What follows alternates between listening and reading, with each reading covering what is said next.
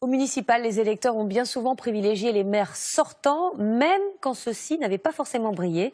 Ainsi, dans 212 communes dont la gestion a été épinglée par les chambres régionales de la Cour des comptes, près de 80% des maires ont été réélus. À Sanary-sur-Mer, dans le Var, le sortant a été reconduit malgré un procès pour détournement de fonds publics. L'œil du 20h est signé Ambroise Boulez et Pierre-Jean Perrin.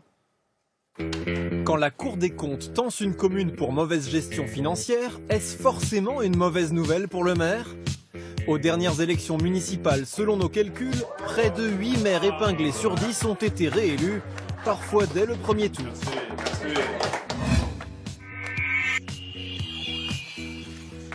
Après les élections municipales, nous avons étudié 4 années de rapports des chambres régionales des comptes sur la gestion de 800 communes françaises. Endettement croissant, situation dégradée, en tout 212 municipalités sont sévèrement critiquées. Mais peu de maires qui se représentaient ont été sanctionnés par les électeurs. En rouge, ceux qui ont été battus au municipal. En vert, 78% de maires épinglés qui viennent d'être réélus.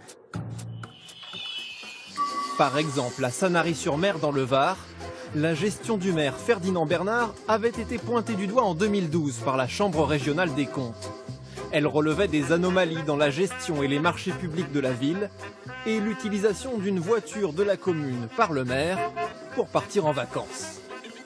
Le maire a répondu avoir depuis réorganisé ses services financiers, mais la Chambre régionale des comptes a alerté la justice.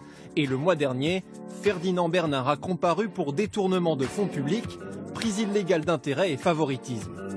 Le maire, qui plaide non coupable, encourt une peine de prison et d'inéligibilité. Le jugement sera rendu à la rentrée. En attendant, cela n'a pas empêché le maire de se faire réélire pour un 6e mandat avec plus de 68% des voix dès le premier tour. Nous, on est contents parce qu'il fait que de belles choses dans notre ville.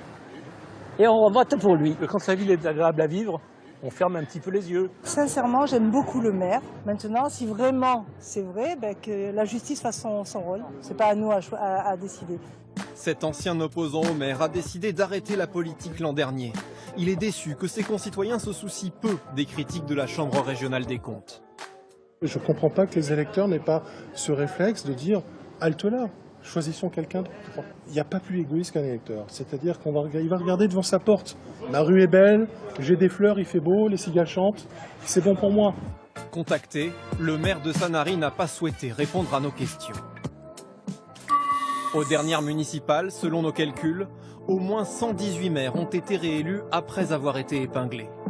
Alors quel est l'impact des avis de la Cour des comptes? Contacté, l'institution souligne que les 3/4 de ces recommandations sont mises en œuvre. Il s'agit de recommandations et non d'injonctions, puisque les travaux des juridictions financières ne sont pas contraignants. C'est aux citoyens et aux électeurs qu'il appartient de décider de la manière d'en tenir compte au moment de leur vote. En décembre, sur proposition du Premier ministre, l'un des maires épinglés pour sa gestion a lui-même été promu magistrat à la Cour des comptes. À lui désormais de traquer les mauvais gestionnaires.